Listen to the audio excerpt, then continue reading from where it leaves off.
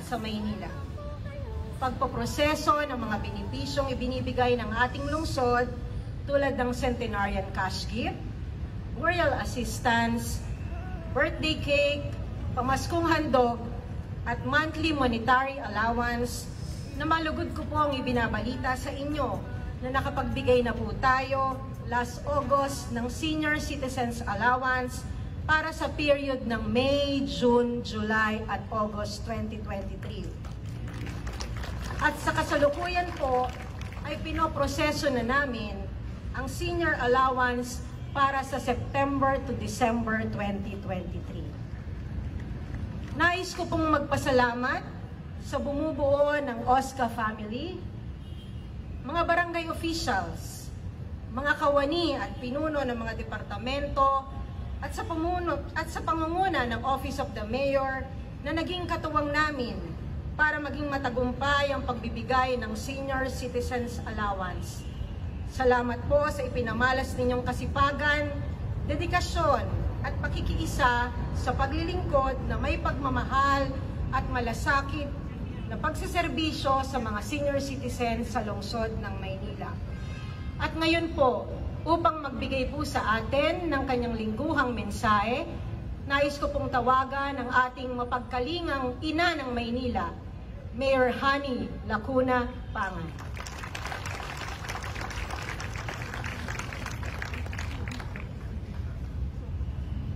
Maraming salamat, Ginang Eleanor Jacinto, ang officer in charge ng Office of the Senior Citizens Affairs. Good morning! Magandang umaga po sa inyong lahat. Unang-una, palakpakan po natin ang OSCA. Kung mapapansin nyo, ilan lamang po sila.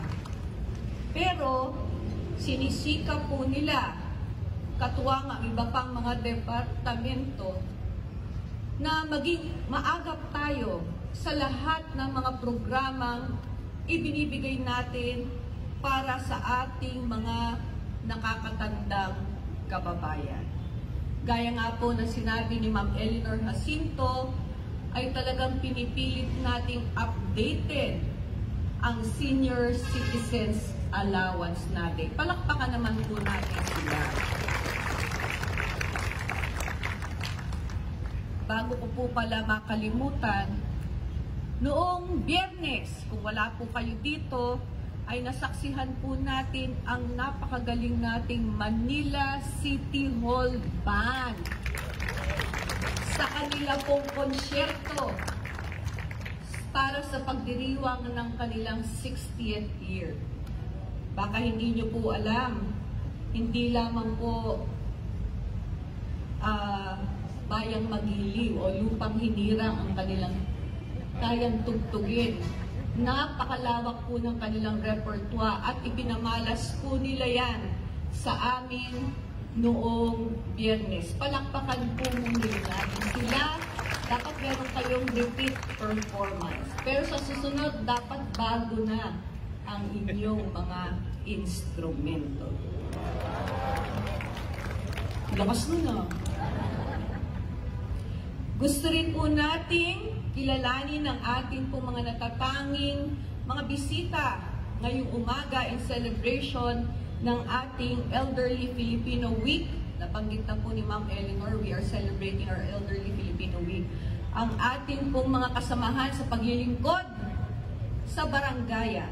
Andito po ang ating mga masisipag na barangay officials, barangay chairman ng iba't ibang distrito. Mga singers na pala kayo. Dahil gusto nga natin silang parangalan. Dahil sa kanilang mga makabuluhang ginagawa sa kanilang mga barangay. Sila po ang ating katuwang sa barangayan. So, Happy Elderly Filipino Week. Hindi ko na po isa-isahin ang inyong pangalan kasi baka mabuking pang inyong mga edad. Nandito rin kasi. Pero maraming salamat po sa walang sawang pagsuporta nyo sa pamahalaan lungsod ng Maynila at sa hindi matatawarang paglilingkod nyo sa inyong barangay. mamaya po itutour natin sila sa atin pong Manila Clock Tower Museum dahil ngayong buwan ng Oktubre ay pinagdiriwang din natin ang Museum and Galleries Month.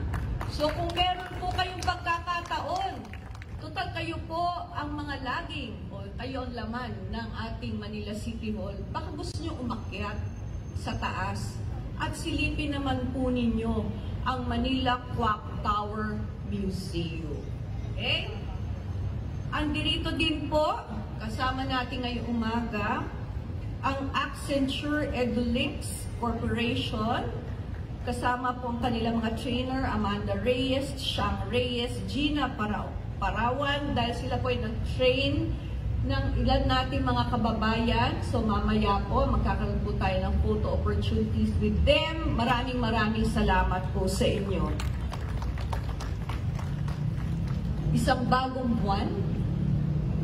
Isang bagong buwan para tayo ay makapagbigay ng tunay na paglilingkod para sa ating mga kababayan. Gamitin po natin itong pagkakataon na ito para maipakita natin sa kanila ang isang tunay na pagmamahal sa pamamagitan ng tapat at wastong paglilingkod. Magandang umaga po sa inyong lahat.